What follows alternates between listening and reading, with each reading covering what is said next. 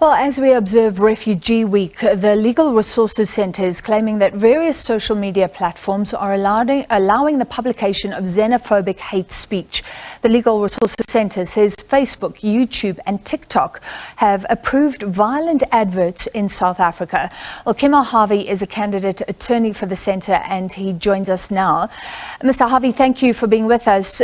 We have to be careful, obviously, about what we say on this platform, but how are these adverts targeting undocumented migrants in South Africa? Give us a sense of what is out there that you've seen. Well, thank you for having me, Francis, and hello to your viewers. So firstly, the LRC did this project in a joint partnership with the Global Witness Awareness organization from overseas. The way we did this investigation was we scoured the internet for examples of xenophobic sentiments and content that was already up online. And then what we did is we turned those into simple short sentences and then transformed them into video adverts that we then posted to Facebook, TikTok, and YouTube. These social media websites have an ads manager system in which you can post your adverts there without having them published publicly. What's interesting about these ads management processes is that you can actually target specific audiences according to how you want your advert to be reached. I think the crucial part about what kind of adverts we did is we found content that was like brutally xenophobic and violent and racist. And we wanted to see whether or not these social media companies were going to follow their own hate speech policy and whether or not they would allow us to post these adverts. I understand some of them said kill illegal foreigners. So that was allowed to fly on all of these social platforms. Is that what you're saying? Yes.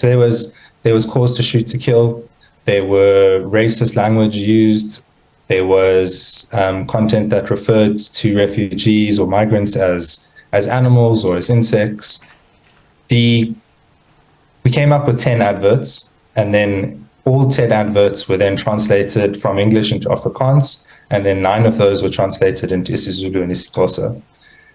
All except 2 on Facebook were accepted. The ones that on Facebook that weren't accepted were the English and Afrikaans version of an advert, of which the isiZulu and isiXhosa versions were accepted. TikTok and YouTube, however, accepted all 38 adverts. There is a sense, and correct me if I'm wrong, that these social media platforms are overwhelmed. So what they do is allow a lot of posting, but then as soon as there's a complaint from a member of the public, then there's an investigation, and at that point those ads would be brought down. Is that not good enough for you, that it may have happened down the line? I find that that's reactive, and rather these social media companies need to be proactive. I think if you are an international company and you're going to operate in different parts of the world, you need to employ employees or moderators that understand the context and the culture of those places in which they're being deployed. The social media companies need to post regularly the risks that are associated with if they are going to say to us that sometimes things fall through the crack and they're not able to handle all the posts, then they need to publish those kind of risks publicly so that we are aware of these risks. And then also publish the steps that they are currently taking. So for example, Facebook and TikTok or Meta rather, in terms, got back to us and said, Facebook said that sometimes machines and human beings make mistakes and you would have to allow for that. TikTok said the same, but they also got back to us and said that in the African market, they had a team of people that spoke at least 70 languages, including Afrikaans, Sesotho, isiZulu, isiXhosa. Now, if that is the case, how did these adverts get get through. If they are overwhelmed, then how do they have such a well-employed team? I don't know if their sentiment is true. I don't have evidence to back it up. It's just what they've said. But that's the first step, is what these companies need to do.